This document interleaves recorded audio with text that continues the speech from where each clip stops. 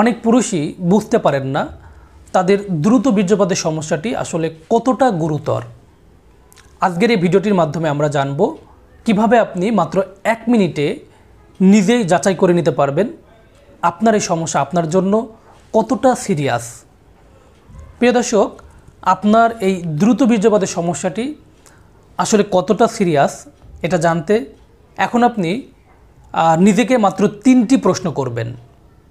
প্রশ্নগুলোর উত্তর হবে হ্যাঁ অথবা না।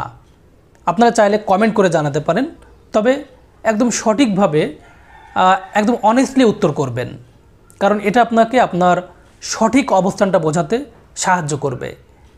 তো প্রথম প্রশ্নটা হচ্ছে, আপনার কি সহবাসের সময় 1 থেকে 2 মিনিটের মধ্যেই বীর্যপাত হয়ে যায়?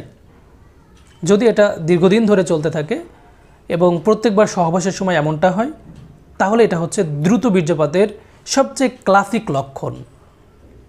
তারপর দ্বিতীয় প্রশ্নটা হচ্ছে, আপনি কি চাইলেও বীর্যপাতের সময়টা নিয়ন্ত্রণ করতে পারেন না? ধরুন আপনি মন থেকে চাচ্ছেন একটু দেরি করতে বা একটু বেশি সময় ধরে রাখতে, কিন্তু আপনার ইচ্ছা থাকলেও আপনার শরীর আপনার কথায় চলছে না, আপনার শরীর সাড়া দিচ্ছে না, তাহলে এটা স্পষ্টভাবে নিয়ন্ত্রণ হারানোর ইঙ্গিত। অর্থাৎ এটি স্পষ্টভাবে বলে দিচ্ছে যে আপনার কন্ট্রোলের ঘাটতি রয়েছে। আর তৃতীয় প্রশ্নটি হচ্ছে, এই সমস্যার কারণে কি আপনি বা আপনার সঙ্গিনী মানসিক চাপ, হতাশা বা অসন্তুষ্টিতে ভুগছেন? হয়তো আপনি নিজে আত্মবিশ্বাস হারাচ্ছেন, অথবা আপনার সঙ্গিনী আপনাকে অপমানজনক বা নেতিবাচক কোনো কথা শোনাচ্ছে। তাহলে এই সমস্যাটি শুধু শরীরে না, এটা আপনার মনেও গেঁথে গেছে। এই ছিল আজকের 3টা প্রশ্ন। এবার আসুন আপনার উত্তরগুলো মিলিয়ে নিন। যদি আপনার প্রথম প্রশ্নটির উত্তর হ্যাঁ হয়, তাহলে আপনার এই সমস্যাটি হালকা বা মাঝারি ধরনেরও বলা যায়। জাস্ট কিছু কৌশল এবং অভ্যাসগত পরিবর্তনে এই সমস্যাটি সহজেই নিয়ন্ত্রণে চলে আসতে পারে। আর দ্বিতীয় প্রশ্নটির উত্তর যদি হ্যাঁ হয়, তাহলে আপনার এই সমস্যাটি মাঝারি ধরনের বলা হয়।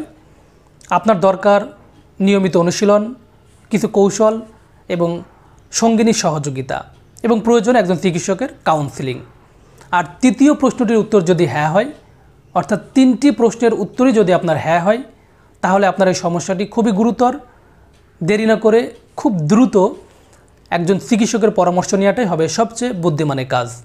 এছাড়া যদি আপনার সহবাসের আগেই, অর্থাৎ পেনিস ভ্যাজাইনাতে প্রবেশ করানোর আগেই যদি বীর্যপাত হয়ে যায়, তাহলে এটাকেও আমরা গুরুতর সমস্যা হিসাবে নির্ণয় করে থাকি।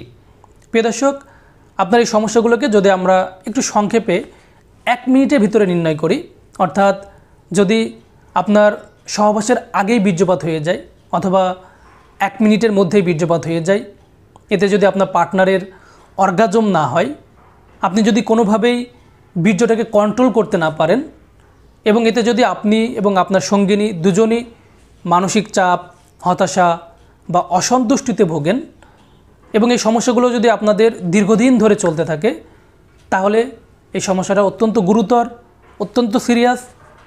দেরি না করে দ্রুত একজন চিকিৎসকের পরামর্শ নিতে হবে।